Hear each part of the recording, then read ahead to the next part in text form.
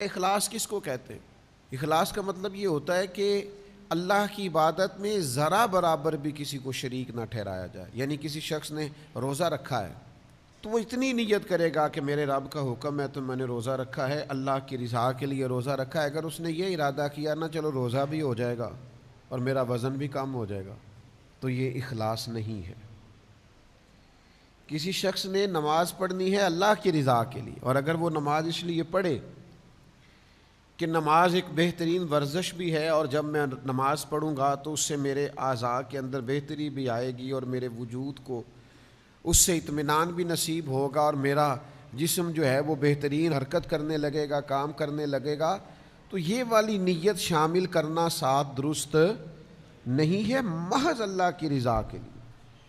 یعنی اس پر حدیث موجود ہے، ایک صحابی نے عرض کی یا رسول اللہ صلی اللہ تعالیٰ علیہ وسلم، ایک شخص اس لیے جہاد کرتا ہے کہ وہ اسے اجر بھی ملے اور ساتھ اس کی شہرت بھی ہو جائے. سیاستہ میں حدیث موجود ہے. تو نبی پاک علیہ السلام نے فرمایا اچھا یہ آپ اس حدیث کے لفظوں پر غور کریں.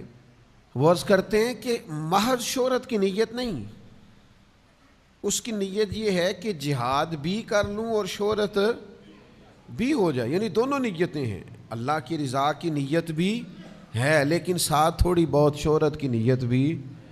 یا رسول اللہ اجر ملے گا؟ تو اللہ کے رسول نے دو ٹوک لفظوں میں فرمایا اس بندے کو کوئی اجر نہیں ملے گا.